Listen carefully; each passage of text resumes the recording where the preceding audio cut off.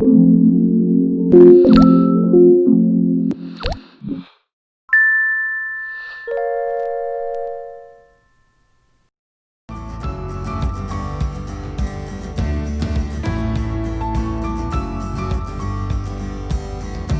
el siguiente conversatorio trataremos la filosofía política en tiempos de pandemia. Hoy nos centraremos en lo que hemos llamado una filosofía y religión, un análisis desde la filosofía y la religión del COVID-19. Y contaremos con la participación de los profesores Carlos Enrique Argarita e Israel Orrego. Carlos Enrique Argarita es teólogo de la Pontificia Universidad Javeriana, licenciado en Filología y Literatura, magíster en Estudios Políticos y doctor en Teología de la misma universidad. Su tesis se tituló La constitución del ser humano como sujeto, fundamentos para repensar la teología de la liberación y para reconstruir el pensamiento crítico. Su campo de reflexión es la teología política. Israel Orrego es filósofo y teólogo colombiano, doctor en filosofía, magíster en filosofía latinoamericana, especialista en educación, cultura y política. Adelantó estudios en canto lírico en el Conversatorio Nacional de Colombia.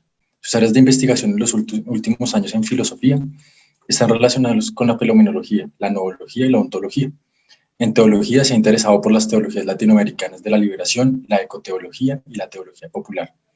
Ha sido autor de varios libros escritos que giran en torno a la filosofía latinoamericana, la filosofía de la educación, la ontología y la epistemología. A la par de la actividad académica, acompañó por más de 15 años a comunidades eclesiales de base desde la perspectiva de la no violencia activa, la objeción de conciencia y el ecumenismo. También contaremos con la participación de la profesora Adriana Ruelle, que fungirá como relatora, y con mi participación Sergio Bedoya, profesor también de la Facultad de Filosofía y Ciencias Humanas de la Universidad. La metodología que tendremos hoy se basará en una serie de preguntas orientadoras que hemos construido junto con nuestros participantes y que enunciaré a continuación. Para dar respuesta a estas preguntas, cada uno de los participantes tendrá entre 3 y 4 minutos para así poder ir adentrándonos en lo que hemos llamado un análisis de la religión. Cabe recalcar que estas preguntas cubren un espectro bastante amplio. Estas se enfocan desde la experiencia personal que ha tenido cada uno de nuestros participantes en el marco de esta pandemia, hasta las distintas perspectivas religiosas que podrán entrar a jugar un papel importante para analizar este fenómeno. Así pues, nuestras preguntas son: desde su experiencia personal, ¿qué vivencia significativa destaca de estos tiempos de pandemia? ¿Considera que la experiencia de lo religioso ha cambiado? ¿Se estaría resignificando la noción de bien, de mal, de Dios, de espiritualidad? ¿De qué manera? Teniendo en cuenta la respuesta anterior, ¿qué comprensiones o comprensiones teológicas considera importantes y son vinculantes a lo indicado? ¿Qué marco de interpretación filosófico recomienda para el análisis del fenómeno religioso actual? ¿Por qué? ¿Cuáles son los lineamientos fundamentales del mismo? Y como última pregunta tendríamos: ¿usted es optimista o pesimista en relación con lo que será la humanidad después de que se supere la situación actual del COVID-19? En este sentido, quisiera empezar con la primera pregunta para que el profesor Israel Orrego nos cuente un poco al respecto. Israel, te cedemos la palabra. Muchas gracias. Bueno, muy buenas tardes, profesor Angarita, Sergio, Adriana. Gracias por la invitación. Bien, a esta primera pregunta, como qué vivencias significativas puedo destacar.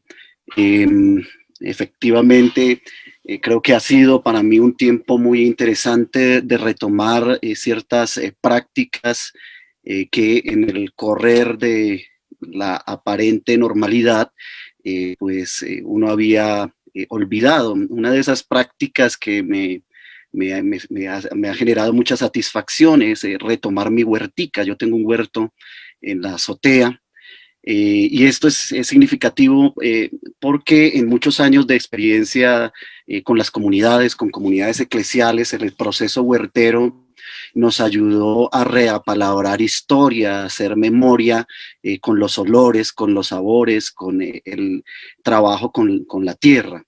Y en ese sentido es en cierta forma una retoma de un vínculo espiritual, telúrico, si bien es solo un símbolo, unas canecas en la azotea, pues bien, retomar esa práctica de agricultura urbana a pequeña escala, pues ha sido un símbolo muy bello también. Y por supuesto disfrutar mi era en almuerzos, ayunos, en esos espacios, sin lugar a dudas, ha sido de experiencias personales significativas que por demás tienen ese vínculo profundo con lo religioso.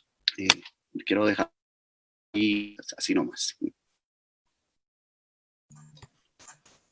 Perfecto, Israel, muchísimas gracias. Doctor Carlos, buenas tardes, ¿cómo está? Quisiéramos escucharlo también.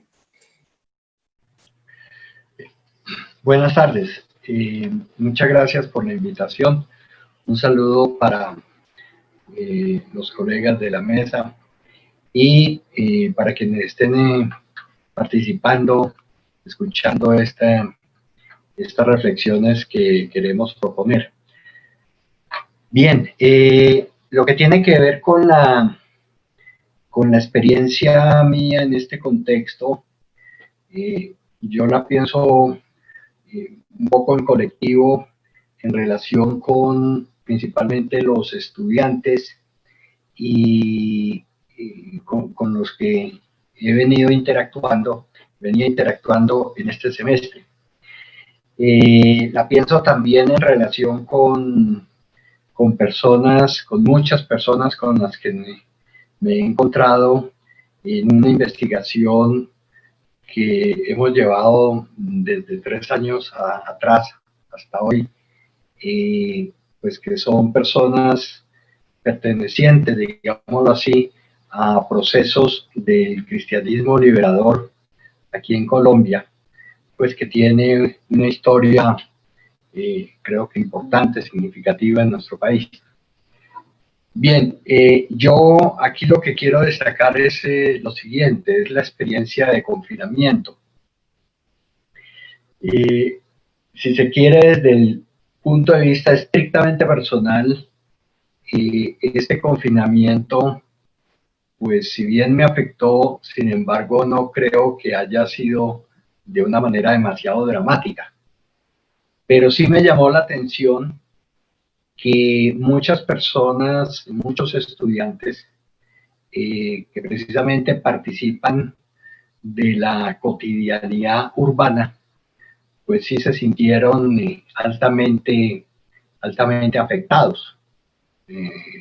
Algunos incluso en el grado hasta de la depresión, si se quiere, tuvieron que enfrentar situaciones de esa naturaleza. ¿Qué es lo que me llama a mí la atención de esto del confinamiento? En primer lugar, pues que fue un imperativo dictado desde las esferas de poder, desde el Estado, y que en términos generales el conjunto de la ciudadanía lo aceptó. Si bien uno puede reseñar algunas expresiones de resistencia a esas medidas, sin embargo, creo que el conjunto de la ciudadanía lo aceptó. Para mí lo que está en juego en medio del confinamiento son dos cosas. Una, el tema de la obediencia, que esto puede significar unas condiciones muy específicas para que aprendamos a interiorizar la obediencia. Y para esto incluso pues no se necesitan muchas cosas, no se necesitan muchos discursos, sino que pues con una sola frase, quédate en casa, se está, digamos, auspiciando, se está induciendo a esa idea, y es una frase que se está repitiendo permanentemente. Ese es un elemento. Entonces, digamos, desde el punto de vista subjetivo, es el tema de la obediencia, que me parece que es importante examinarlo y discutirlo. Y el otro punto es la experiencia del cuerpo. Pues evidentemente en la situación de confinamiento, y ya, digamos, en el caso personal mío, ese sí fue un punto álgido desde un comienzo. Cambia la relación con el cuerpo. Cambia la relación con el cuerpo porque evidentemente el cuerpo se inmoviliza. El cuerpo empieza entonces a expresar una serie de necesidades desde lo físico, pero son necesidades también emocionales, son necesidades psíquicas, que entonces lo obligan a uno, nos obligan a todas las personas de alguna manera a repensar la relación que tenemos con nuestros cuerpos. Y a mí lo que me llama poderosamente la atención es que ese repensar lo confronta a uno con la manera como se asume el cuerpo en la cultura nuestra. Por lo general, lo que hacemos en la vida dentro del sistema social y cultural es una abstracción de nuestros cuerpos. Hacemos caso omiso en nuestros cuerpos. Nuestros cuerpos son por lo general más bien objetos, cosas que utilizamos en función de unas metas que programamos y le exigimos al cuerpo precisamente en función de esos objetivos que determinamos previamente. Aquí el asunto es que se derrumbaron esos objetivos porque el ritmo de la vida cambió sustancialmente, se ralentizó absolutamente todo y entonces el cuerpo queda como flotando, queda como reclamando, entre comillas, reclamando esas exigencias que cotidianamente, desde el punto de vista racional y cerebral, le estamos haciendo.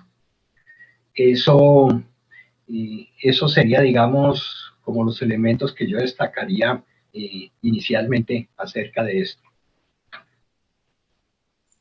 Perfecto, doctor Carlos, muchísimas gracias. Bueno, creo que es importante ver toda esta reevaluación que nos presenta Carlos sobre el cuerpo, sobre las dinámicas, tanto internas como externas, que pueden afectar, digamos, el mismo confinamiento y la relación que tiene esto con el orden, con la misma idea de razón que se nos aproxima y que nos empieza a dirigir hacia distintos campos en los que tenemos que emplearnos y tenemos que empezar a tener como una aproximación hacia la obediencia. Sentido, podríamos pasar de pronto hasta nuestra segunda pregunta, que dice más o menos lo siguiente: ¿considera que la experiencia de lo religioso ha cambiado? ¿Se estaría resignificando la noción de bien, de mal, de Dios, de espiritualidad? ¿De qué manera? Si piensa esto. No sé, Israel, ¿tú qué piensas? ¿Qué podrías comentarnos sobre esto?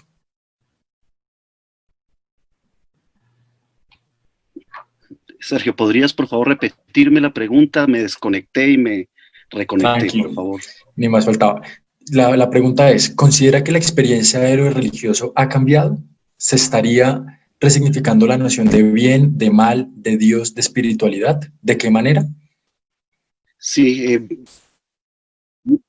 sí, mi entrada con la primera pregunta en su brevedad tenía que ver con este punto, y es justamente la tensión que se establece en la modernidad, de todo el tiempo señalar la experiencia del ego. Y esto tiene que ver justamente con esta pregunta en la que sí voy a tomar un poco más de tiempo.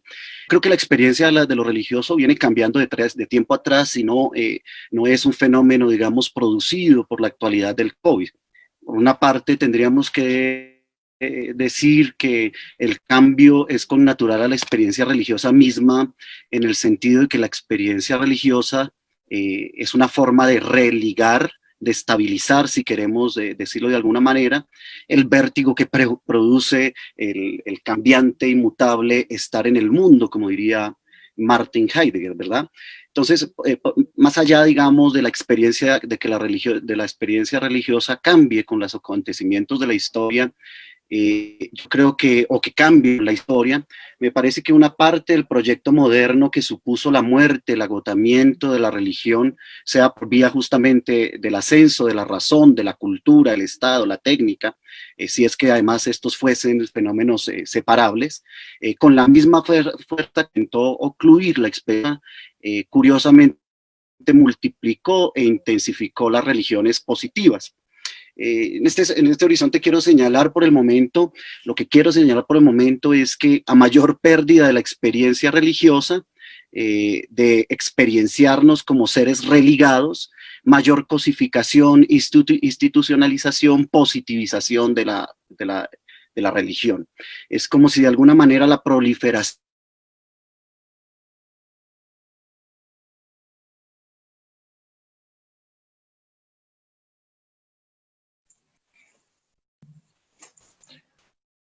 Bueno, creo que Israel está teniendo un poco de problemas de conexión.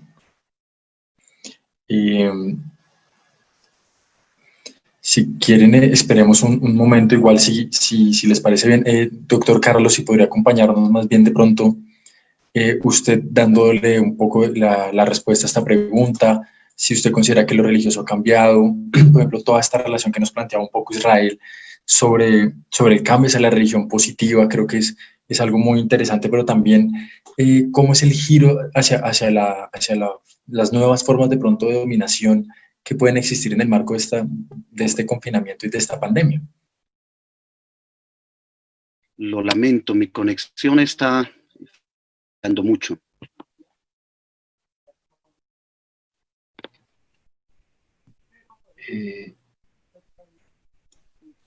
Si quieres retomarla Sí. desde el comienzo. Que no solo, Sí, claro. solo decía que a mayor pérdida de la experiencia religiosa parece que se da una intensificación de las experiencias de lo que se llama las religiones positivas y sus múltiples vertientes, mayor institucionalización, si se quiere. Ahora bien, digamos que me parece que si consideramos la experiencia de los religiosos solo en el marco de las prácticas de las religiones positivas, de inmediato me parece que podemos constatar, si bien no cambios, sí ajustes a sus dinámicas. Estos ajustes por demás me parece que están diferenciados dependiendo de las dinámicas en las que esa experiencia religiosa se configura. Es decir, la intensidad y la gravedad de los cambios me parece que está estrechamente ligada al grado de positivización, de institucionalización de las expresiones religiosas. Por expresiones religiosas, por ejemplo, muy vinculadas a los espacios físicos, sean espacios físicos, templos, estadios o cualquier otra locación, a salarios de funcionarios al interior de las experiencias religiosas, pues evidentemente se sienten de alguna forma o se tienen que reajustar. Por ejemplo, algunas estructuras religiosas entonces ligadas al despliegue de liturgias centradas en los espacios físicos, en los templos, en los lugares, me parece que se están viendo afectadas tanto en lo económico, pero también en el sostenimiento de su quehacer litúrgico. Otras experiencias menos centradas en lo institucional y en el lugar, en la locación, es decir, experiencias religiosas más comunales, se ven mucho menos alteradas, pues los vínculos, digamos, litúrgicos no están articulados a un lugar que hay que sostener, sino a unas relaciones de cuidado que no solo se mantienen en este tiempo, sino que en muchos escenarios se fortalecen esas relaciones de cuidado. Bien, en cuanto a si hay unos cambios en estos términos, yo creo que dos de estos términos, los del bien y del mal, son en realidad categorías del campo de la ética, que si bien no son ajenas a la religión y a la teología, me parece que su radical campo inmediato se da en el de la praxis misma. Es decir, este ámbito de la praxis me parece a mí de pensar el bien y el mal en relación a la praxis y a la ética, desplaza la tendencia de sustantivar aquello que justamente, desde mi perspectiva, se juega en los actos humanos. En este horizonte entraríamos a la problemática no tanto de la idea del bien y del mal como instancias cerradas, conclusas, sino de los actos buenos y malos. Y la maldad y la bondad no sería más que un significante vacío en el que se articulan los actos humanos. Esto mismo podríamos extenderlos a la idea de la libertad, del amor. Quizás no hay tal cosa como la libertad, sino actos libres. No hay tal cosa como el amor, sino actos irremediablemente amorosos. Entonces, a mi parecer, tener de vista este horizonte de los actos humanos, de la praxis, de la ética, para pensar qué ha pasado con las nociones, con estas nociones del bien y del mal en tiempos de COVID, evita la hiperrealización de este fenómeno. Esta hiperrealización a la que me refiero del COVID se deja ver en múltiples fenómenos narrativos y sociales. Por ejemplo, expresiones que circulan paradójicamente como nueva normalidad, vivir la incertidumbre, reinvertirse, toda una interesante apropiación del repertorio militante de la posmodernidad está siendo subsumida. O la superproducción académica al respecto. Solo a los 15 días de la pandemia ya uno encontraba centenares de publicaciones decenas de publicaciones de filósofos, al mes ya habían libros consolidados internacionalmente sobre el fenómeno, etcétera.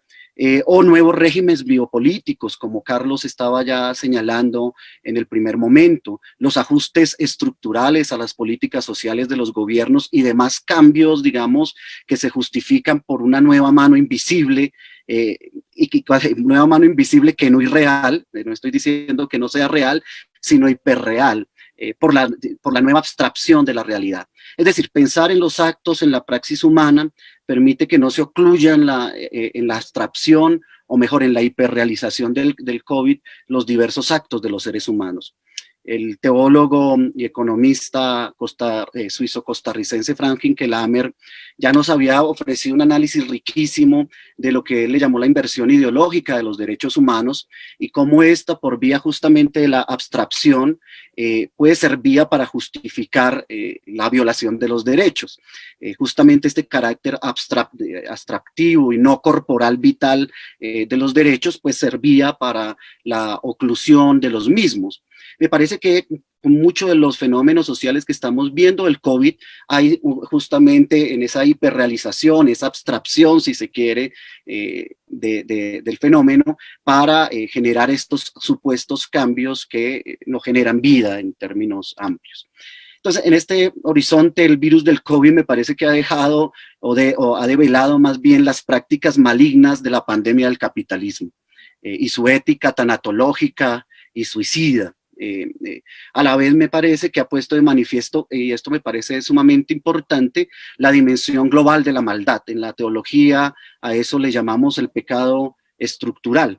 Y por ende también entonces si ha puesto de manifiesto, de telón de fondo, esa dimensión global de la maldad, de la afectación global ante una situación natural, social, como es el COVID, pues por ende se hace más emergentes, más necesarias, nuevas prácticas políticas, económicas y éticas, cuyo criterio de razón no sea la racionalidad medio-fin, sino la vida y la buena vida, o la vida vivible, como diría Judith Butler.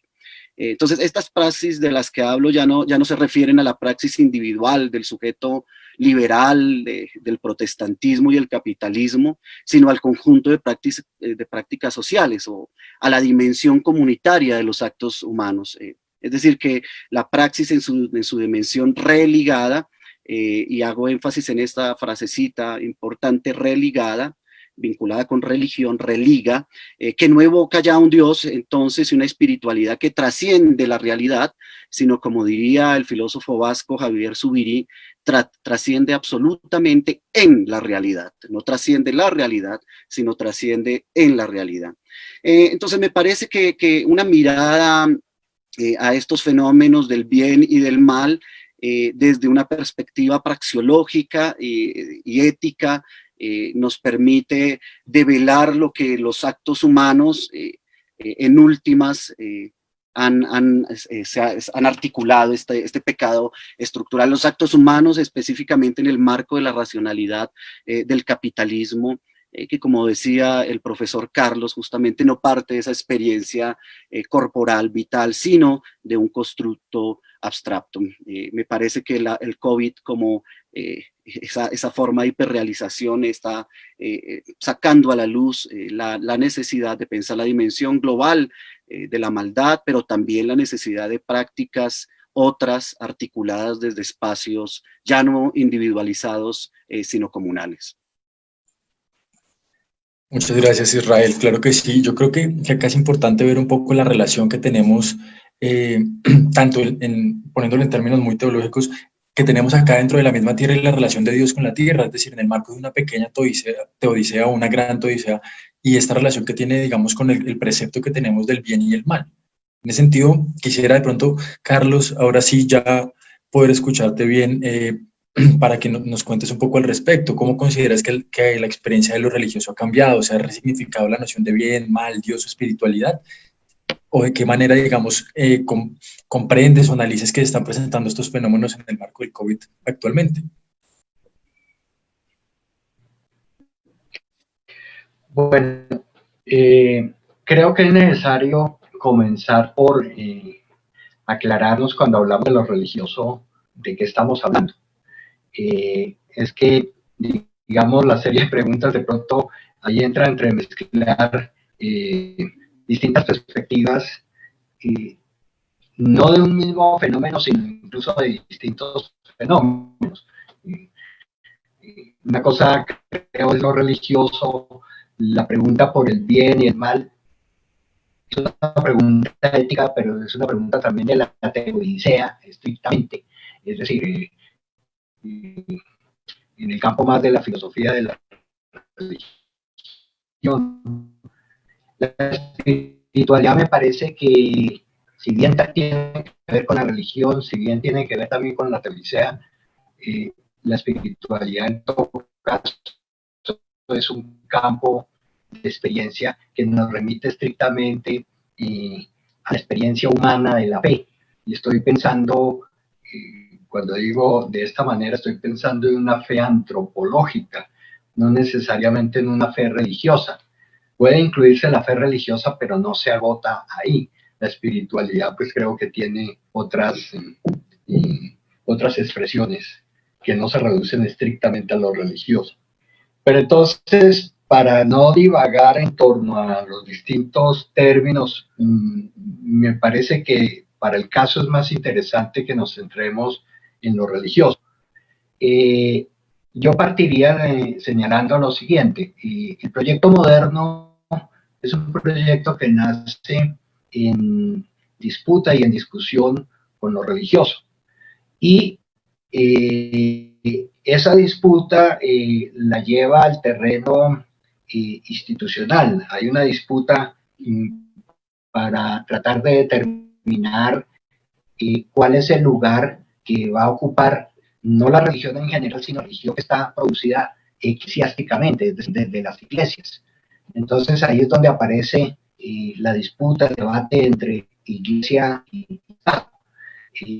Aparentemente el proyecto moderno, digamos, en un primer momento quiere desterrar la religión, y en un primer momento es casi amigo del proyecto moderno de que la iglesia no tenga un lugar dentro de la sociedad.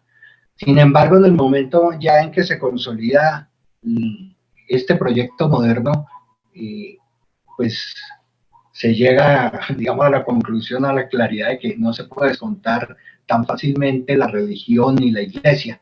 Y lo que se va a pensar es, desde la filosofía misma, se va a pensar es cuál es el lugar que debe ocupar la religión y que debe ocupar la iglesia.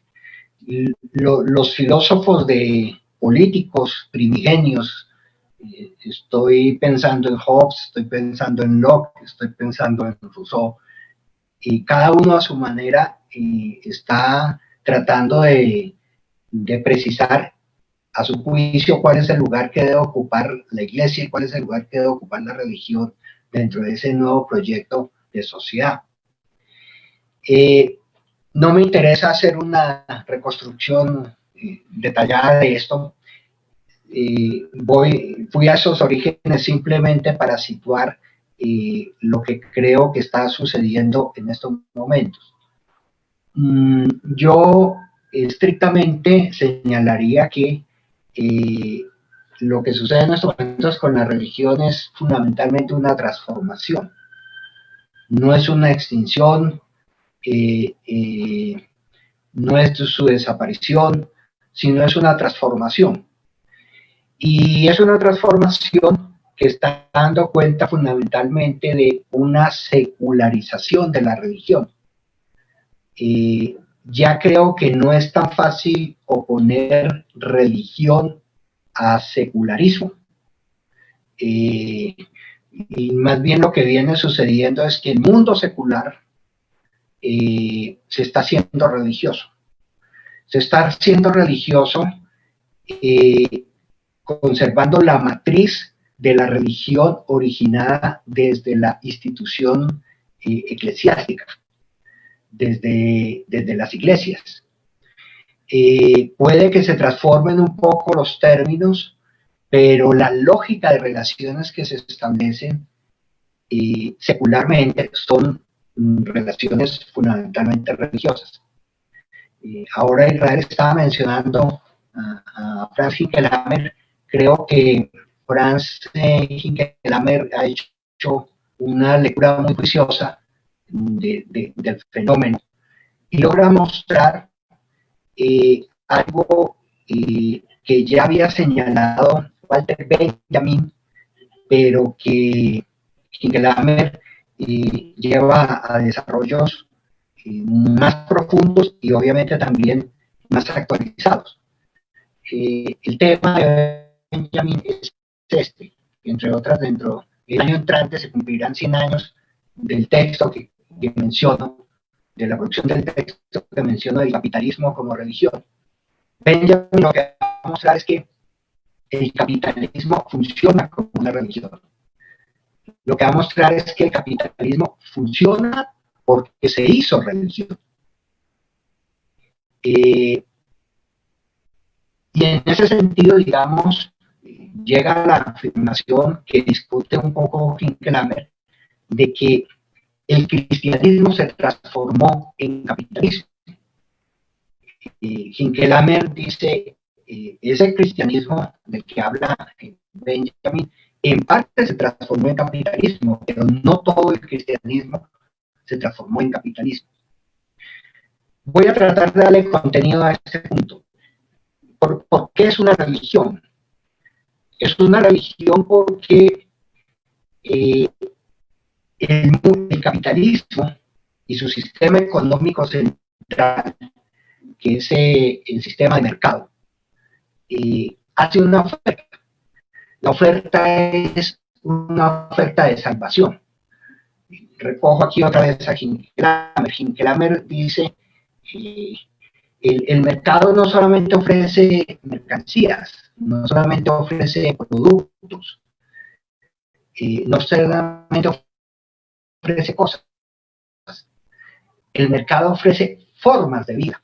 Y eso se expresa mucho en la publicidad, se expresa mucho en la propaganda. La propaganda no es simplemente la presentación de un objeto. La propaganda es que a través de ese objeto se muestran formas de vida que supuestamente garantizan la felicidad. Digamos, toda la dinámica del consumismo está ligada precisamente a eso, a mostrar esa salvación, ese bienestar, esa posibilidad de realización, entre comillas, plenamente humana a través del consumo y a través de la participación en las relaciones de mercado. El sistema de mercado pues también tiene sus sacerdotes y sus profetas. Entonces, para eso los teóricos de la economía y del mercado pues son esos, son sacerdotes que incluso van más allá de cualquier filosofía y van más allá de cualquier teoría económica. Ellos, lo que un Hayek, un Friedman, lo que hacen es precisamente construir postulados que son fundamentalmente teológicos y que tienen su origen en un núcleo teológico fundamental, que es que el mercado funciona como una mano invisible. Esta mano invisible que postuló Adam Smith no es otra cosa que una especie de demiurgo, ¿no? El demiurgo que hace que esto funcione como funciona y que el mercado, si tiene crisis, vuelve y se recupera, etcétera, etcétera. El mercado también tiene sus templos. Los templos claramente en la actualidad son los centros comerciales. Aquí una buena referencia es José Saramago, con su novela La Caverna, ¿no? Ahí hace esa construcción del centro comercial como un templo, que ya Walter Benjamin lo logró expresar, lo logró poner en evidencia en sus estudios, en sus investigaciones sobre los pasajes de París. tiene sus templos también en las bolsas de valores, ¿no? Las imágenes que nos pasan en los noticieros sobre las bolsas de valores, esos son impresionantes. Ahí hay un rito de iniciación cada día, por ejemplo. Ahí hay una liturgia. Ahí hay pasiones, ¿no? Pasiones desenfrenadas, buscando desesperadamente su salvación y ofreciendo entonces alternativas cuando hay situaciones de crisis de mercado, cuando, entre comillas, como dicen los economistas, los mercados se ponen nerviosos. Eso me parece a mí maravilloso, porque ellos no lo expresan como metáfora, sino es una expresión literal, ¿no? Bueno, todo esto es para decir lo siguiente. Yo pienso que hoy en día, la religión constitutiva que configura todas las expresiones religiosas es la religión del mercado. Si en algo cree la gente, en términos generales, la gente promedio, no es en Jesucristo, no es en el Dios de Jesús, hablando de un mundo cristiano, tampoco en Alá, tampoco en Buda. Fundamentalmente, las mayorías de la gente lo que creen es en las posibilidades que les ofrece el mercado. Y las posibilidades del mercado se cifran en una sola cuestión, la posibilidad del progreso. La gente está dispuesta a hacer todos los sacrificios necesarios para progresar. Y orienta y organiza toda su vida desde su cotidianidad en función de ese proyecto del progreso. Es una autoinmolación. Y el mercado como sistema estructural, como religión estructural, reclama sus víctimas y lleva a sus víctimas al altar del sacrificio, al altar del mercado, a sus altares los lleva. Son todos los pobres que están, y que en un contexto como el que estamos viviendo de pandemia, se están incrementando enormemente. Por eso a mí no me extraña escuchar un discurso como el de Donald Trump o un discurso como el de Bolsonaro en Brasil, que para ellos no tiene ningún problema haciendo la pandemia, porque esa producción de muertos entra dentro de la lógica del mercado. Son muertos inevitables para ellos, son muertos incluso necesarios para que por encima de todo se preserve una gran institución religiosa que es el mercado. Esa sí es la preocupación fundamental. Yo pienso que en las actuales circunstancias se configura un cierto cambio que vamos a ver qué derrotero sigue teniendo. Si bien acabo de afirmar que pienso que las mayorías de la gente acude a iglesias, por ejemplo, para vivir explícitamente su fe, sin embargo acude a esas iglesias es para precisamente pedirle a su Dios que le permita participar de las relaciones de mercado. Lo que la gente va a pedir a las iglesias es riqueza, progreso, posibilidades de bienestar, determinan la religión del mercado. De modo de ver el cambio que posiblemente se podría estar configurando tiene que ver con unas ciertas dudas que se levantan en torno al mercado. Lo voy a decir, aparte de todo, colocando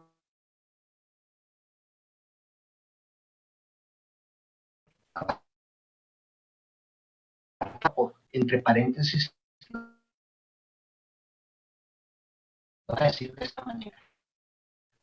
Lo que ha puesto en evidencia la pandemia es que, voy a responder, Y ha puesto todavía más en evidencia que el mercado, justamente inútil en medio de estas circunstancias. Lo que puso fue en evidencia que el mercado no tiene capacidad de darle respuestas concretas y reales e inmediatas de salvación a la mayoría de la gente, digo yo incluso a toda la humanidad. Al mercado, lo que hizo el virus, eso no lo hizo nadie más. Al mercado le raptaron los cuerpos. El mercado necesita de los cuerpos de las personas para producir y para producir utilidades y para ser rentable. Los cuerpos están confinados. Ese es el drama que está viviendo el mercado en estos momentos. Con esto no quiero decir que entró en crisis absoluta el mercado, pero sí estoy poniendo en evidencia una situación, y es que ya hay condiciones para levantar preguntas, dudas, interrogantes sobre ese grado de salvación y ese grado de sacralización que supuestamente representa el mercado. Te dejo hasta ahí. Sergio, no sé si me permites un minutico para ratificar algo, como profundizar brevemente en eso, y me parece estás muy cercana a la lectura de Carlos y la mía, por supuesto, transversalizada por este autor King Lamer, que en efecto va a captar junto con Walter Benjamin no solo esa idea de que cierta estructura de religión positiva, el capitalismo, el protestantismo era la religión como tal del capitalismo, sino el capitalismo mismo como religión, y habría que decir como religión sacrificial, porque hay otras manifestaciones de la religión que no son sacrificiales. En efecto, Hinkelhammer hace un análisis muy lindo, un rastreo muy bello, tratando de identificar cuál es la teología de la que parte el capitalismo como sistema religioso sacrificial que exige víctimas, y en ese análisis pues, se encuentra la teología de Anselmo, ¿no? La doctrina soteriológica de Anselmo, la doctrina también del pecado allí. Y es interesante, profundizando o ampliando un poco eso que dices, Carlos, incluso la estructura para ejemplificar esta idea de la religión como capitalismo. Incluso las estructuras narrativas mismas. Vean ustedes cómo el capitalismo contemporáneo funciona en su soteriología, en su doctrina de la salvación, bajo el esquema teológico. El esquema teológico de Anselmo es: todos los seres humanos somos pecadores, es una deuda que no podemos pagar porque la adquirimos ante Dios, y ello implica entonces un sacrificio para pagar esa deuda, que es creer, pero creer en el sacrificio del justo. Y miren ustedes, los términos del capitalismo contemporáneo también circulan bajo esta idea de la deuda, el crédito para saldar la deuda, y el círculo vicioso sacrificial, que por demás son categorías teológicas. Deuda, crédito viene de creer, credere, del latín credere, está articulado incluso los términos contemporáneos del capitalismo, evidenciando esto que Carlos está diciendo: el capitalismo como religión, pero como religión sacrificial, que no solo exige víctimas, sino que esas víctimas son necesarias e incluso tienen que pagar los costos de su victimización, de su destrucción. Eso me parece importante. Lo que yo sí quisiera poner en tensión allí, y esto también es una cuestión que pongo en tensión también en Hinkelhammer, es si en verdad el capitalismo, o mejor decir que el capitalismo se reinventa en cada crisis, tiene una capacidad de resiliencia asombrosa. Y justamente la experiencia del COVID, más que mostrar crisis del capitalismo, claro que muestra sus ausencias, muestra su sistema falaz, su lógica sacrificial, pero me parece que tiene a su vez una capacidad de reinvención a través de las crisis. Las crisis son resilientemente subsumidas por la lógica del capitalismo. Y para la muestra, un botón esta situación dolorosa en Colombia con el día de las compras sin IVA y demás, cómo el capitalismo siempre está buscando fugas. Eso para solo poner en tensión si en realidad hay una crisis del mercado. Eso también separó como las dos posiciones filosóficas, una muy representada con los textos y la comprensión hegeliana de Zizek, la otra con el filósofo surcoreano, disputando si esta cuestión de la pandemia en realidad va a hacer o a evidenciar o mostrar el agotamiento del mercado y del capitalismo. Esa es la posición de Zizek, por ejemplo, y la de Han es claramente no. Acá lo que vamos a ver seguramente es una reinvención. En ese sentido soy un poco menos optimista, o más bien considero que la crisis del mercado es una oportunidad para el mismo para reinventarse. Ya lo vimos en diferentes episodios de las crisis del capitalismo en América Latina. Bien, y por último, decir que estos fenómenos de los fundamentalismos, que muchas veces en los análisis se los quieren adjudicar a las comprensiones propiamente teológicas, pero me parece a mí que el fundamentalismo es una expresión más del nacionalismo. Es decir, es la exacerbación de los nacionalismos los que están acompasados con los fundamentalismos religiosos. El nacionalismo sería en ese sentido la primera expresión del fundamentalismo. Ya, eso era lo que quería comentar.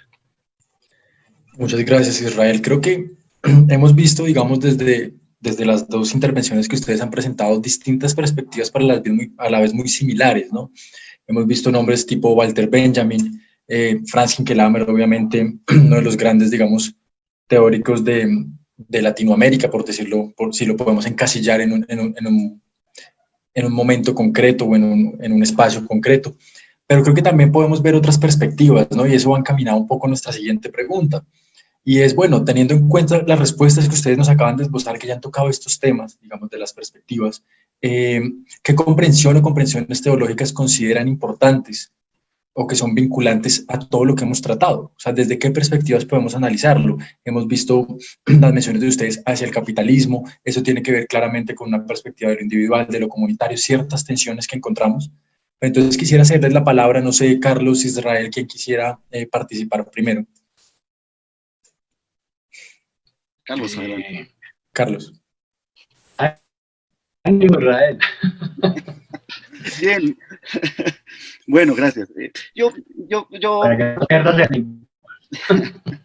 Yo quisiera pensarlo en un marco como de una triada de articulaciones que personalmente me han enriquecido en mi lectura teológica. Acá la pregunta es específicamente teológica, pero que se va a relacionar con los marcos también filosóficos que están detrás. Y decir que esta triada de la que brevemente quiero hablar, de abordajes teológicos, de consideraciones teológicas, no necesariamente están en relación, no quiero que se suponga que los elementos que integran esta triada de comprensiones teológicas a los que me voy a referir, pues tienen relación o acuerdo entre sí, incluso emergen tensiones, ¿verdad? Entonces, en primer lugar, yo creo que ahora más que nunca se hace o recobra mucha actualidad las teologías latinoamericanas de la liberación. Y decir esto es importante porque acudimos en las décadas de los 90 y quizás la primera década del 2000, del siglo XXI, a unas narrativas en el ámbito de la teología, producto de las influencias teológicas postcoloniales y otras tantas perspectivas, a cierta enunciación de la muerte de la teología de la liberación.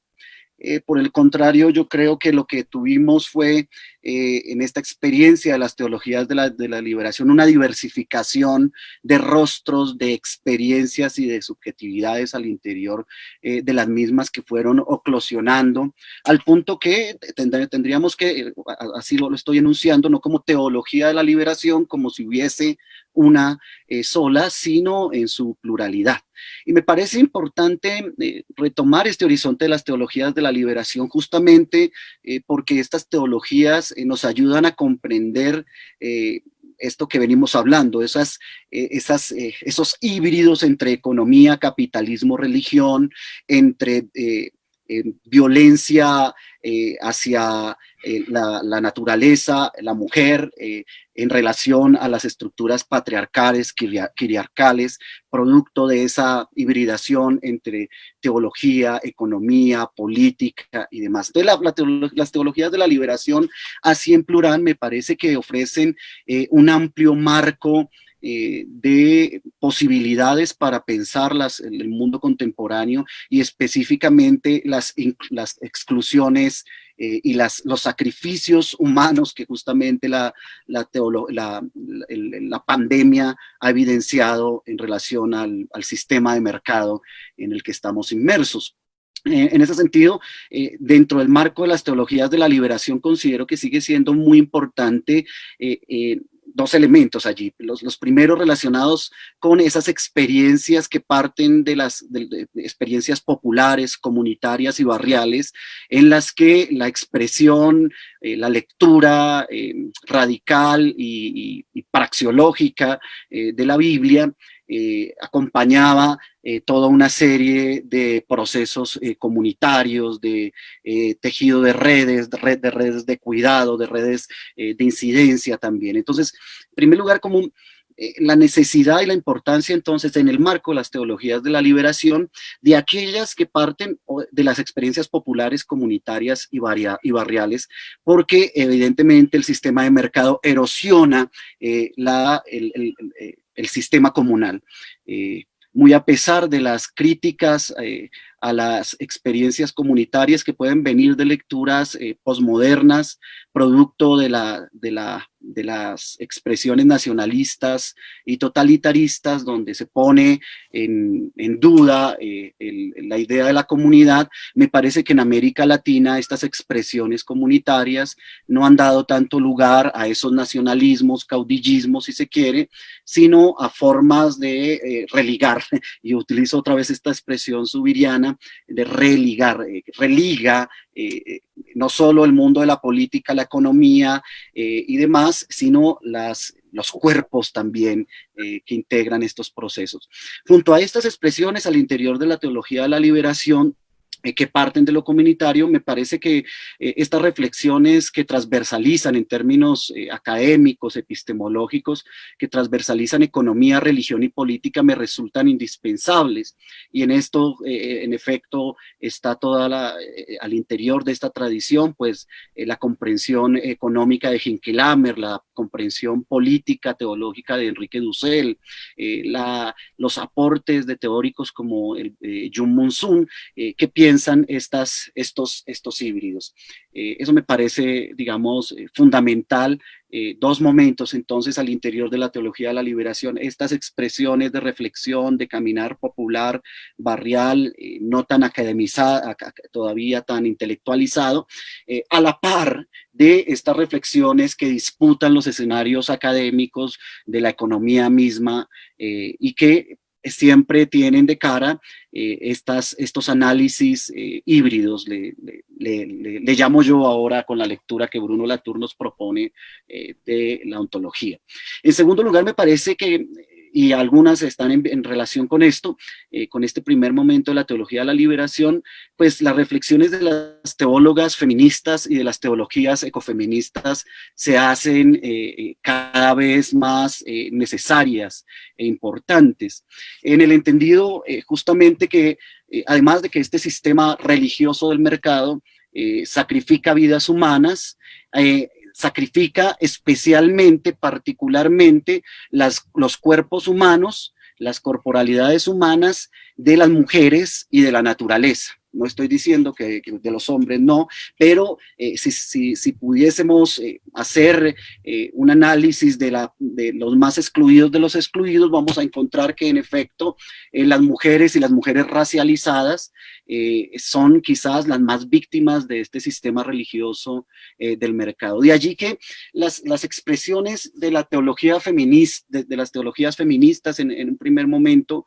no solo nos ayudan a develar las relaciones o los problemas de género, de la violencia de género, sino que van más allá y nos permiten también develar un sistema de mercado que además de ser sacrificial es patriarcal y quiriarcal, funciona y su entramado funcional es claramente patriarcal, como las expresiones también de las religiones positivas que en últimas obedecen a este mover del mercado. Y por otra parte, las comprensiones no solo ecofeministas, sino de la teología y la ecología, vía lo que propone las propuestas de Leonardo Boff, de Guevara, de Radford, de Althaus, muchas de ellas por demás propuestas teológicas altamente transgresoras para la hegemonía teológica y la academia tradicional teológica, transgresora en todos los términos, pero que nos permiten captar también ese momento en el que, por ejemplo, las religiones masculinizaron, hicieron varón las representaciones de la deidad y cómo estas representaciones masculinizadas de la deidad acompañaron incluso o acompasaron las narrativas religiosas y teológicas en diferentes momentos de la historia. La lectura, por ejemplo, de Radford me parece fundamental para comprender esto. Radford se remite, por ejemplo, a los mitos fundantes de Occidente, el Timeo de Platón, el Génesis bíblico y el mito moderno de la razón, evidenciando cómo en cada uno de estos mitos digamos, surgió primero el proceso de masculinización, de subsunción de una deidad masculina que crea de la materia muerta. En el caso de las narrativas, por ejemplo, babilónicas, encontramos el cambio de la deidad Tiamat o Mat, le llama Dussel, a Marduk. Cuando ascienden los sacerdotes en las narrativas bíblicas, en las narrativas también babilónicas, cuando ascienden los sacerdotes varones, se da un fenómeno particular que bien señalan estas feministas, estos intelectuales, donde no solo la naturaleza es cosificada, sino que los cuerpos de las mujeres también son, y la función también litúrgica de las mujeres son desplazadas. Y esto se deja ver también en los relatos de la modernidad, donde el cuerpo es mecanizado, en el relato también teológico de Descartes, el cuerpo es mecanizado, la naturaleza misma es un mecanismo que hay que controlar, o las narrativas mismas que hemos heredado de la Ilustración, que miren ustedes cómo acompañan una epistemología claramente patriarcal. Vamos a penetrar con el conocimiento, vamos a penetrar con la luz del conocimiento, esa cosa muerta que es la naturaleza y por extensión los cuerpos de las mujeres. Entonces me parece que allí hay una riqueza muy amplia en estas teologías feministas, ecofeministas y en la teología ecológica en general. Hay unas luces muy importantes. Máxime, hablando en este caso de esta pandemia, de este virus, que podríamos decir es una reacción de la naturaleza, ¿sí?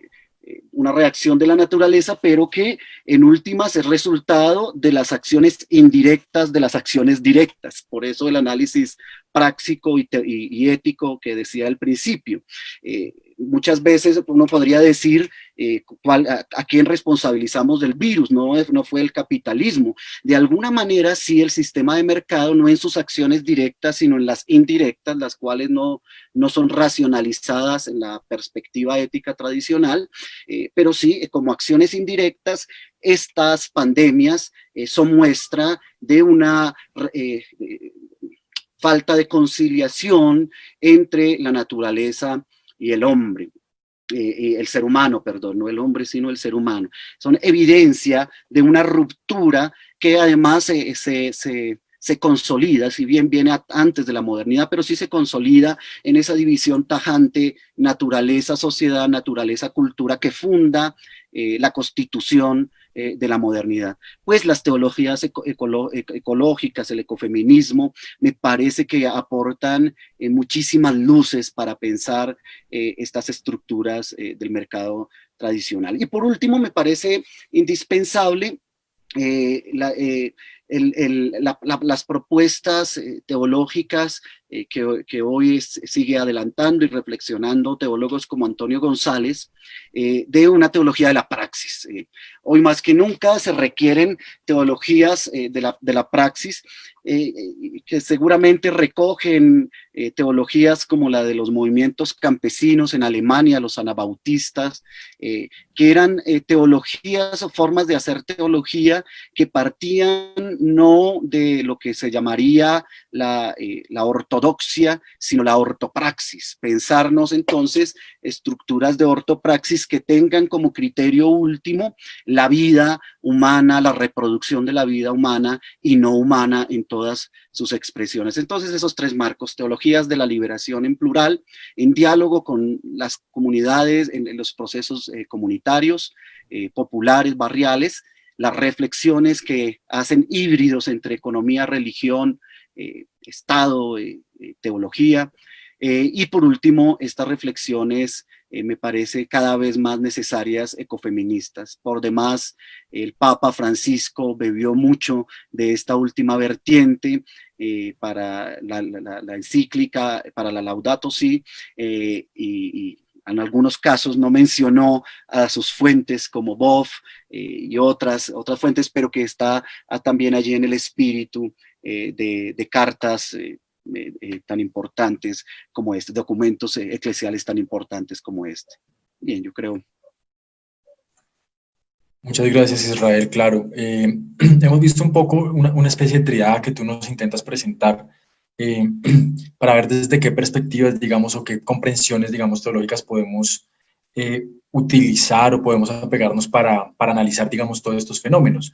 No sé, Carlos, tú cómo lo veas, una triada, o ves más espectros, más roles, más juegos que puedan, digamos, realizarse dentro de este análisis. Bien, el punto es,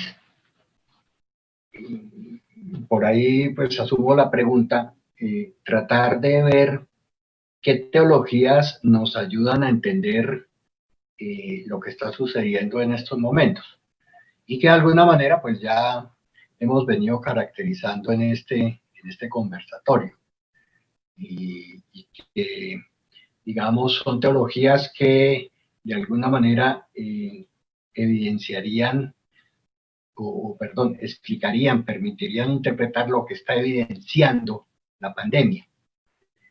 Yo particularmente me voy a referir como a tres enfoques teológicos. Obviamente, pues uno puede entrar a hacer matizaciones, entrar a hacer también articulaciones entre estos enfoques que voy a mencionar, y podría también entrar a describir muchas expresiones teológicas específicas dentro de estos enfoques que, vuelvo y repito, voy a mencionar enseguida. Pero pues ahorita, pues en estos momentos creo que no es el caso, no es el espacio para entrar en esas sutilezas. Yo voy a mencionar tres teologías: teología de la prosperidad, teología de la liberación, y ahora claro, un poco esta expresión a propósito de lo que acaba de señalar Israel, que él habla de teologías de la liberación, de teologías latinoamericanas de liberación, y un tercer espectro de enfoque teológico sería la teología de la liberación capitalizada por el poder. Que digamos de manera explícita de pronto no se reconoce esta teología, pasa como una teología relativamente oculta o incluso no se la nombra como teología. Sin embargo, creo yo, lo mencionaré, aunque sea rápidamente, ahí hay una construcción teológica, o hay unas construcciones teológicas importantes. Voy a comenzar por la teología de la prosperidad. Bueno, hablamos entonces de la religión del mercado como religión, el capitalismo como religión. Este capitalismo en los últimos tiempos, cuando digo los últimos tiempos, estoy pensando en desde la década del 80 para acá principalmente, ha venido haciendo una construcción teológica propia. Y esa religión tiene su teología, es la teología de la prosperidad. ¿Qué quiero indicar acerca de esta teología? Es una teología que está ofreciendo las posibilidades de salvación en la historia.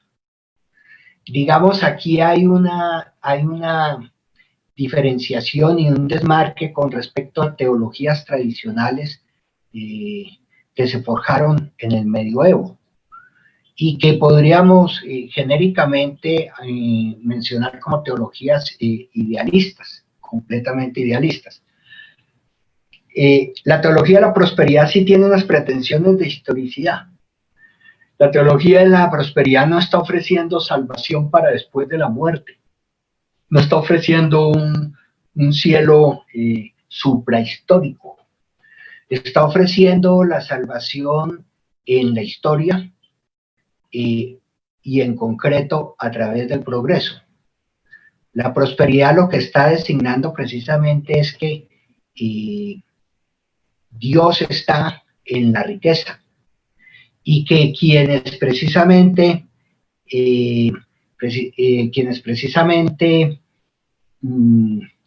creen en esto es porque creen en la posibilidad de enriquecerse, de obtener riqueza material, y esa riqueza material es signo de que Dios está con ellos.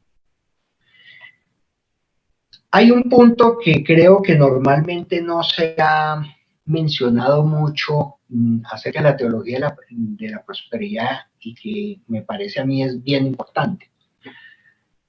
Esta teología, además de intentar ser histórica a su manera, es una teología individualista. Y a mi modo de ver, su carácter individualista es precisamente lo que la coloca en contradicción con su pretensión histórica. No voy a pensar, a desarrollarlo en estos momentos, simplemente voy a hacer esta afirmación. El ser humano no es un individuo, los seres humanos no somos individuos, esto es una ficción de la modernidad. Los seres humanos somos tramas de relaciones. Una persona no es un individuo, una persona es una síntesis de una trama de relaciones que construye históricamente, que construye social, culturalmente, que construye desde su cotidianidad. Esta teología hace un muy fuerte énfasis en la salvación individual. Y esta salvación individual, vuelvo y repito, la convierte en una teología a la postre realmente metafísica. Esta salvación individual pasa por una lucha interna, por una lucha en la interioridad del individuo. Entonces esta teología se imagina que los individuos vivimos en nuestra interioridad una lucha entre el bien y el mal. Y que precisamente el tratar de dirimir ese combate entre el bien y el mal que acontece en la interioridad del ser humano es la búsqueda de Dios, pero no va a ser la búsqueda de Dios que pensó Agustín en su momento, Agustín de Hipona, sino es la búsqueda de Dios que se va a resolver a través de la obtención de la riqueza, de los dones, de la gracia de Dios que se manifiestan en la riqueza material. La condición necesaria para que el individuo pueda resolver a su favor, es decir, en favor de su salvación, esta lucha entre el bien y el mal, la condición necesaria es una virtud. La virtud es la humillación. Por eso uno está escuchando permanentemente en toda la corriente neopentecostalista, expresada principalmente, que no únicamente en mega iglesias actualmente, la insistencia en que nos debemos humillar, en que no debemos ser soberbios. Y la humillación entonces consiste en aceptar la voluntad divina expresada a través de la voluntad de la iglesia, a través de la voluntad de los pastores. Y ahí es donde se va a expresar, se va a poner de manifiesto la omnipotencia de Dios. Bueno, no soy experto en teología de la prosperidad, simplemente señalo estos elementos para indicar lo siguiente. Es absolutamente necesario profundizar mucho cuál es la matriz y cuál es la lógica racional de esta teología de la prosperidad. Es una lógica racional que alimenta fundamentalismos y es una lógica racional que está movilizando cada vez mayor cantidad de feligreses, de masas en la fe religiosa. No solamente aquí en el país, lo está haciendo en toda Latinoamérica, lo está haciendo incluso también en otras latitudes del mundo.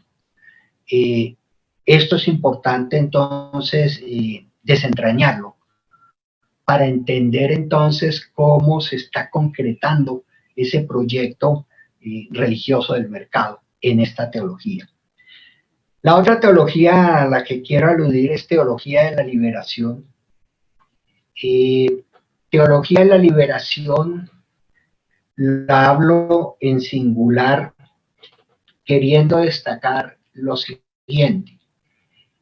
La teología de la liberación, nacida a comienzos de los años 70, va a sentar unas bases que luego, en los años 90 y entrados en este siglo, van a tener desarrollos específicos como teología feminista, como teología negra, como teología indígena, como teología también, como ecoteología, etcétera, etcétera.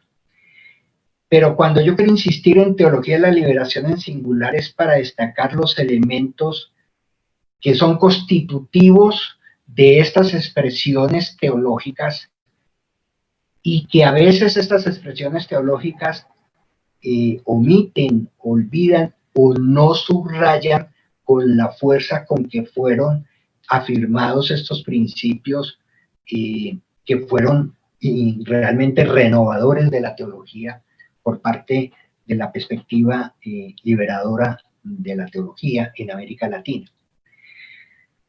El elemento central es que esta teología es histórica y se va a preocupar entonces por garantizar su carácter histórico en su ejercicio de elaboración, en su reflexión como tal.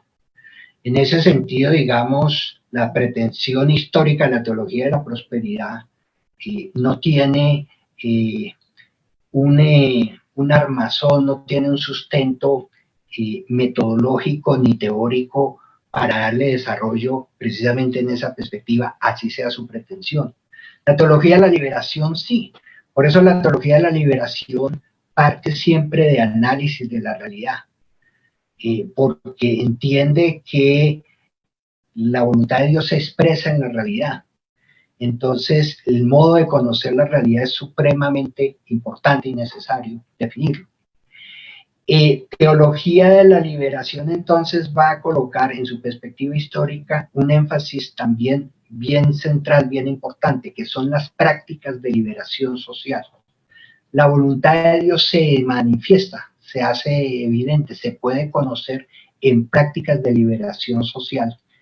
Por lo tanto, se trata de sujetos colectivos que producen esas prácticas, esas praxis de liberación, no son individuos. Rápidamente, no desarrollo más porque creo que Israel pues, describió bastante esta perspectiva, pero sí quiero mencionar entonces otro enfoque de teología de la liberación que yo llamo el intento de capitalización del poder de la perspectiva de la liberadora de la teología. Estos análisis, además de Hinckelhammer, los ha hecho muy juiciosamente Elio Gallardo, un filósofo chileno que vive en Costa Rica.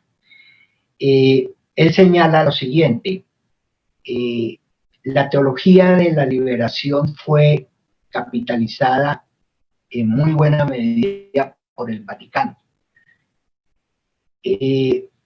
Es sintomático lo que sucede actualmente con el Papa Francisco. Yo no creo que el Papa Francisco haga parte de ese programa de captura de la teología de la liberación y de resignificación desde el Vaticano, pero a mí a veces me preocupa que en buena medida lo que él intenta desarrollar teológicamente, que proviene de la teología del pueblo, desarrollada en Argentina principalmente, termina siendo encapsulada por esa lógica del Vaticano que resignificó el sentido de la liberación, ya no como una liberación social, histórica, sino como una liberación interior, individual. Y hay otra institución que ha hecho teología. Cuando fue presidente del Fondo Monetario Internacional, Michel Candesu, esto lo trabaja bastante Hinckelhammer, indicando cómo lo que va a mostrar esta teología de la liberación es que la posibilidad de salvación está en el Fondo Monetario Internacional. Y las promesas de salvación se formulan global y universalmente en el Fondo Monetario Internacional. Hay discursos que analiza Hinckelhammer de Candesu impresionantemente teológicos. O sea, no son alusiones generales, sino son realmente producciones desde la fe de él, de lo que debe entenderse realmente como liberación. Esto me parece que cobra importancia en este contexto, cuando en estos momentos de crisis, de pandemia, que los estados no tienen la capacidad económica para enfrentar esta crisis, entonces están recurriendo al Fondo Monetario Internacional.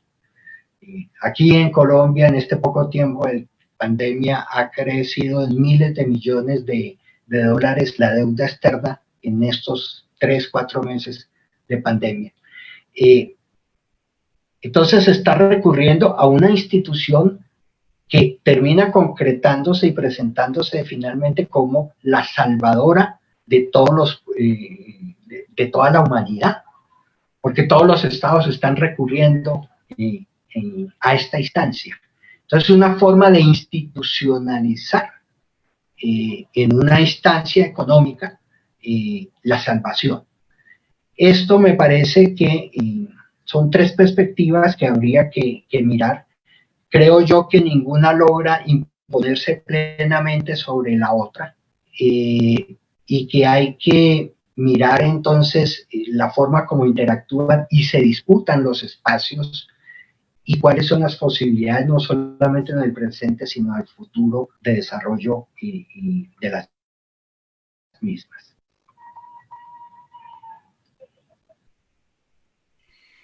Hasta aquí llego para no tomarme más tiempo. Perfecto, Carlos, muchísimas gracias. Bueno, creo que hemos visto distintas perspectivas para poder centrarnos en este fenómeno, ¿no? Tanto Carlos como Israel nos han dado distintos nombres desde esas perspectivas y distintas formas también de poder analizar tanto el fenómeno religioso como los fenómenos religiosos, suprarreligiosos, supramateriales y materiales que se nos pueden presentar. Antes de continuar con la siguiente pregunta, me gustaría también decirle a todos los que nos están acompañando que hemos dejado en los comentarios de la transmisión un link donde pueden inscribirse para seguir, digamos, pendientes de esta serie de conversatorios y que al final, digamos, con la participación de por lo menos el 70% de los conversatorios, pues el Centro de Investigación de la Facultad de Filosofía y Ciencias Humanas de la Universidad les dará un certificado de asistencia y participación de estos conversatorios. Bueno, pasándonos este anuncio publicitario, quisiera seguir con la última pregunta que titulamos de esta manera, y es, ¿qué marco de interpretación filosófico recomienda para el análisis del fenómeno religioso actual? ¿Por qué? ¿Cuáles son los lineamientos o fundamentos de estas perspectivas, digamos, filosóficas o marcos de interpretación filosóficos que podríamos utilizar? Israel, quisiéramos escucharte. Gracias, Sergio. Me parece una pregunta sumamente interesante, justamente porque los marcos que generalmente se postulan para el análisis del fenómeno religioso actual parecen gravitar, a mi parecer, en dos tendencias no necesariamente irreconciliables. Una que podríamos llamar de carácter cerradamente estructural, cercano a algunas comprensiones de la teología de la liberación, las teologías de la liberación, y otra que simplemente se moviliza después de la década de los 90 y del 2000 en los marcos del postestructuralismo y en muchos casos en la mera retórica de la posmodernidad. Entonces, digamos, como esos dos marcos en los que se da eso. Brevemente, entonces, considero que un marco filosófico para pensar los problemas contemporáneos de la religión, pero de los problemas teológicos también, digamos que requiere una filosofía que, siendo posmoderna en cuanto a la crítica a los grandes relatos de la modernidad, al sujeto, la trascendentalidad del sujeto, al Estado, a la separación naturaleza-cultura, sujeto-objeto y demás, es decir, se requiere una filosofía que, siendo posmoderna, que cuestiona eso, no caiga en las evasiones y las respuestas fáciles, en los lugares comunes que la posmodernidad, que yo le llamo fácil, da a los grandes problemas de la filosofía, que básicamente no es respuesta, sino da la espalda a esos grandes problemas de la filosofía. Entonces, estoy diciendo que se requiere una filosofía que, siendo posmoderna, no evada los grandes problemas de la filosofía en la historia. En ese sentido, sería una filosofía posmoderna que hace frente a la realidad, que está religada a la realidad misma. Carlos bien decía hace un instante cómo la teología de la liberación tiene un método profundamente ceñido a la lectura de la realidad. Entonces, brevemente, en este horizonte a mí me parece varias propuestas filosóficas, pero dos en particular, también una tríada mejor, pero que parten de un núcleo fuerte de filosofía, y me parece potente en este horizonte la propuesta de la filosofía zubiriana, del filósofo vasco Javier Zubiri, un filósofo por demás poco estudiado en los últimos años en América Latina, pero que influenció fuertemente una de las comprensiones de la teología de la liberación por vía justamente del mártir Ignacio Ellacuría, allí en la UCA, en El Salvador, que fue, que ustedes sabrán, fue asesinado junto a grandes intelectuales, Martín Baró, el padre de la psicología social allí, pero influenció, digamos, toda esta comprensión de la historia como una alternativa a la lectura de la historia del marxismo.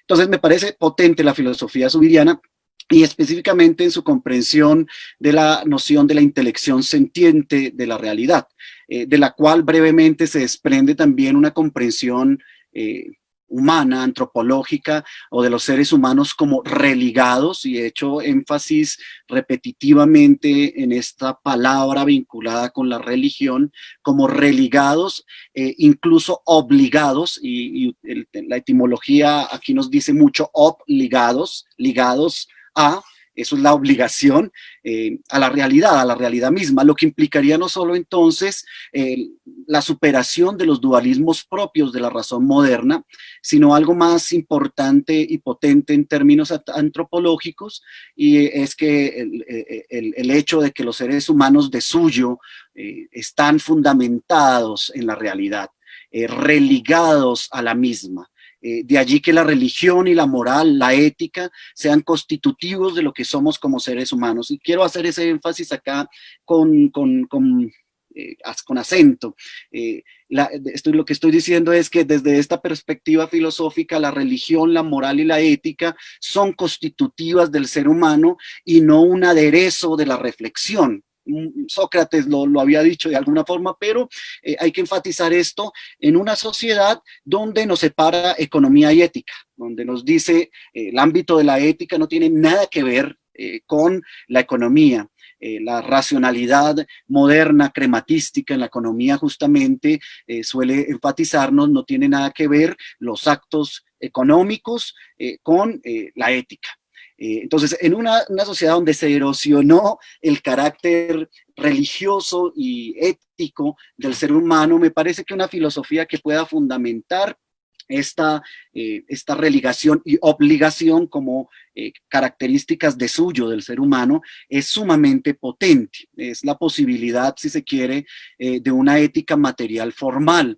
Vean ustedes cómo esta filosofía de Zubiri ha afectado muchas de las comprensiones como las de Enrique Dussel. Ya mencioné a Ignacio Ellacuría, actualmente hablaríamos de otros eticistas, otras corrientes de la ética filosófica que en efecto se sustentan en la comprensión de la inteligencia sentiente de este filósofo vasco. Entonces, en este sentido, y voy cerrando con esto, mientras la idea en los animales, los seres, diría Zubiri, los animales son responsivos por instinto, su mecanismo instintual y sentiente determina ante un estímulo, una acción inmediata. En el ser humano no es responsivo, sino responsable. Y otra vez de suyo, lo responsable no es algo que el ser humano solo hace como un acto segundo de concientización, sino que de suyo el ser humano no es responsivo ante los estímulos del mundo, sino responsable, da un rodeo si se quiere, y esa demora, esa vuelta sobre, no responde directamente al estímulo, es una respuesta si se quiere, es una respuesta, y eso implica que tanto la ética, la moral, la religión y la responsabilidad, si se quiere, son constitutivos de suyo del ser humano. Ay, me parece potentísimo esto. Pues bueno, desarrollando esta propuesta misma filosófica, sustentada en alguna forma en ello, están las propuestas, por supuesto, de la ética de la liberación de Enrique Dussel, que me parece sumamente productiva ponerla en debate, y la praxeología de Antonio González, estas dos corrientes filosóficas muy avisorando todo el tiempo la filosofía de Zubiri. Muchas gracias, Israel. Claro que sí, hay una perspectiva, digamos, muy fuerte latinoamericana y más que todo centroamericana, pero también ese nexo con el País Vasco, digamos, de la mano de Zubiri, que nos otorga muchas herramientas para poder hacer un análisis desde la perspectiva filosófica, pero también teológica, digamos. Creo que un ejemplo muy grande es el que usted acaba de mencionar, como fue Ignacio Ellacuría, claro está. Carlos, no sé cómo veas desde qué punto se puede interpretar filosóficamente todo este análisis filosófico y todo este análisis religioso, perdón, que tenemos en este momento. Te escuchamos. Bien, ¿qué tiempo me queda? Con eso manejo el tiempo. Te quedan más o menos unos 5, 7 minutos máximo, diría yo, para poder acabar a tiempo. Bueno, voy a partir de lo siguiente. Hemos hablado bastante del mercado como religión, y voy a partir de esta consideración.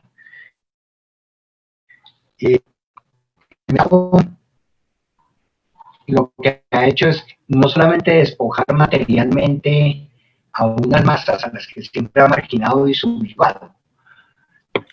El mercado todavía de manera más profunda lo que ha hecho es despojar de forma radical a muchas personas, a muchas masas, a muchos sectores sociales, las ha despojado de su propia voluntad de autoconstrucción humana.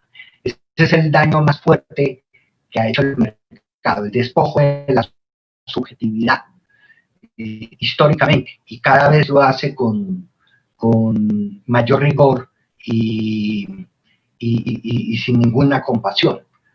En ese sentido, digamos, el efecto en masa que producen las relaciones del mercado es el efecto del escepticismo, de la impotencia, de la derrota. A quien tanto menciono, Franz Hinkelhammer, él habla del alma derrotada. Lo que logró el neoliberalismo fue derrotar, en muchas personas, derrotar su alma. Y él se refiere principalmente incluso a dirigentes y a intelectuales que antes estaban trabajando en la perspectiva de la liberación, de la transformación humana y de la transformación social. Y dice, con el triunfo del neoliberalismo, estos lograron interiorizar la derrota, interiorizaron su derrota. Entonces, hago alusión a esto para señalar las propuestas. Yo creo que es absolutamente necesario trabajar sobre la base filosófica con la teoría del fetichismo. Marx no está mandado a recoger, Marx sigue siendo vigente. Me parece a mí que la lectura que ha hecho Hinkelhammer de Marx es una lectura supremamente inteligente, supremamente profunda. Yo pienso se trata de una lectura antropológica de Marx. A Marx, ¿qué era lo que le preocupaba? A Marx lo que le preocupaba era que el ser humano se desvaneciera como sujeto, se diluyera como sujeto. El análisis político que hace Marx y finalmente el análisis que hace en el Capital, el análisis económico, es para mostrar cómo las relaciones sociales, y en particular las relaciones sociales de producción, que no las únicas, lo que hacen es despojar a los seres humanos de su voluntad de autoconstrucción, de hacerlos sentir impotentes. En ese sentido, digamos, la teoría del fetichismo es supremamente necesaria seguirla actualizando. ¿Cuáles son las formas de despojo de la subjetividad? ¿Cuáles son las formas de despojo de la corporeidad de las personas que asume actualmente el capitalismo? Y vuelvo y repito, el capitalismo entonces entendido como religión. En ese sentido, digamos, lo que nos propone Hinkelhammer es entender que con Marx se construyó un método de análisis de la realidad. Su crítica de la religión es un método de análisis de la realidad. Entonces, no es como incorporamos cierta perspectiva, llamémosla teológica o espiritual, a un análisis sociológico de la realidad, sino entender que la realidad está funcionando intrínsecamente con una religión produciendo fetiches. Dejo hasta ahí para darle lugar finalmente a Walter Benjamin. Me parece que es absolutamente necesario también echar mano de la filosofía de la historia que alcanzó a configurar Walter Benjamin. La sintetizo de esta manera. Esta filosofía de la historia parte de esta consideración. El presente es, por lo general, una experiencia adversa. El conjunto de personas, de masas, experimentamos el presente como una adversidad. Y siempre estamos en la búsqueda de superar esa adversidad. Propone Benjamin. La superación de esta adversidad no es la imaginación fantasiosa de un futuro, sino es la vuelta al pasado, para tratar de buscar en ese pasado los motivos de emancipación que tuvieron generaciones anteriores y que los llevaron a actuar como sujetos, es decir, que los llevaron a buscar esa liberación en una praxis, en praxis determinadas. Estas praxis no necesariamente las llevaron a triunfos, todo lo contrario.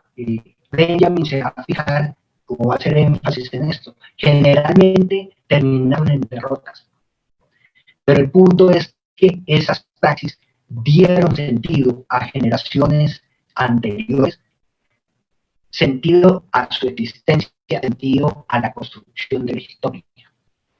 Aprender de esos elementos y articularlos con el presente sí nos permite imaginar, pensar las posibilidades de un futuro, pero no es un futuro, repito, fantasioso, sino es un futuro que surge precisamente del entretejido entre el pasado y el presente, tratando de encontrar allí las posibilidades de emancipación y de liberación para el ser humano.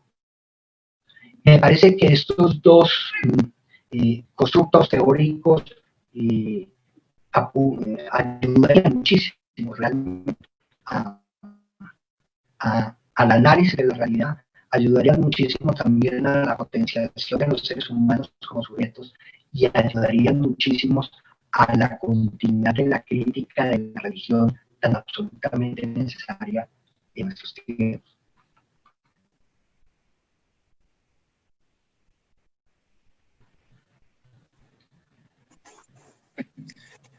Perfecto, Carlos, muchas gracias. No sé si de pronto si querías continuar con algo más o, digamos, pensando en que ya se nos está acabando el tiempo, ya que, pues, digamos, tienen otro conversatorio acá organizado en la página de la universidad, pero no sin antes, yo quisiera agradecerles a ustedes dos porque hemos presentado unas reflexiones bastante profundas, argumentadas y muy pertinentes para ver este fenómeno que estamos viviendo.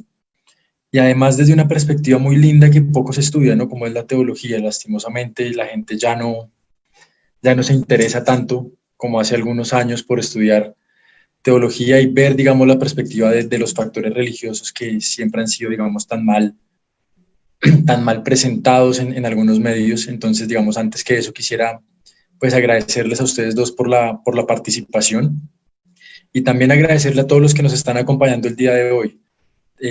Igualmente invitarlos a ustedes y a todos los que nos están viendo a nuestro próximo conversatorio sobre filosofía política que realizaremos este jueves en 15 días para que nos acompañen y digamos, sigamos analizando lo que puede ser el COVID-19 o cómo podemos entender el COVID-19 desde distintas perspectivas como lo hemos venido haciendo. Quisiera agradecerles a todos y pues muchas gracias por participar y por estar con nosotros. Les deseamos un feliz día y nos vemos la próxima semana. Igualmente, pues agradecerle al equipo de comunicaciones de la universidad por toda la gestión y todo el acompañamiento logístico que nos han prestado el día de hoy. Entonces, muchísimas gracias a todos.